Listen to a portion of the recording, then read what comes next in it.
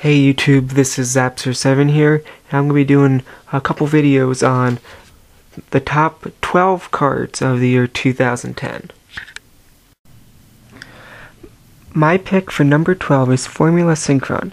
This card is apparently the new generation of Synchro monsters since it can act as both a tuner and Synchro.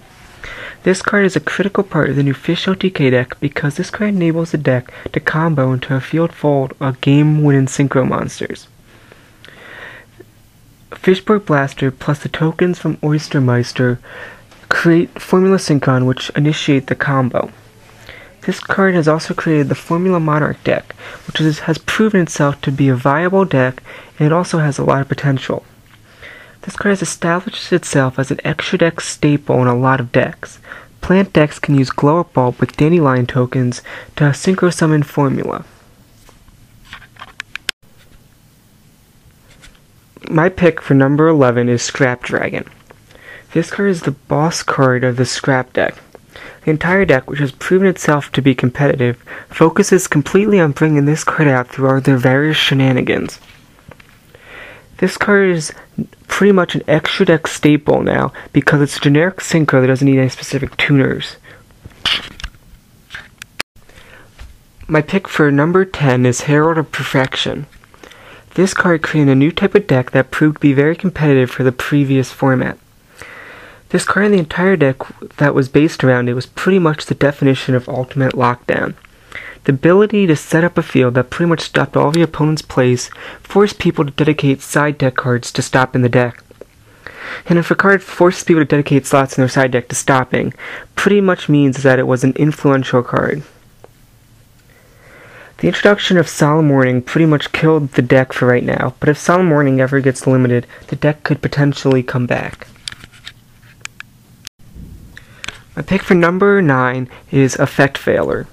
This card is so good because it can stop many of your opponent's key plays, such as Gravekeeper Spy and Descendant, Black Rose, Monarchs, Boggart Knight, Hunlai, Gazaris, as well as almost all the Lightsworns.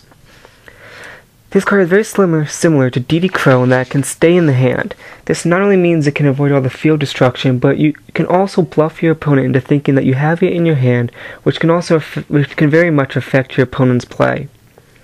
Another positive is that this card is also a tuner, which increases the card's versatility, because you can sync or summon if the opportunity arises. Personally, I think that this card should definitely be cited in 2 copies, just because of all its many uses.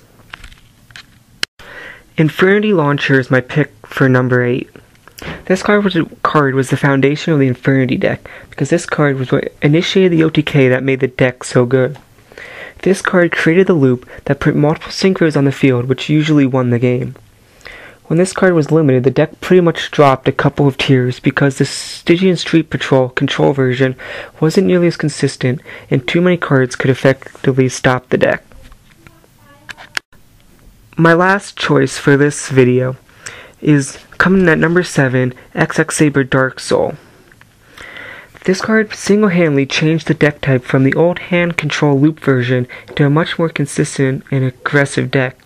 The strength of the card mainly comes from the ruling that it gets its search effect every time it hits the graveyard, meaning that if the card was sent to the grave and then reborn, and sent to the grave again, it would be able to search the deck twice at the end of the turn. This made the deck much more consistent because XX Saber Fall Troll could be searched out, which is one of the strongest cards in the deck.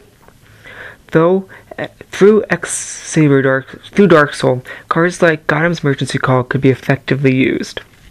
And that's pretty much it for this video. I'll continue 6 through 1 in my next video.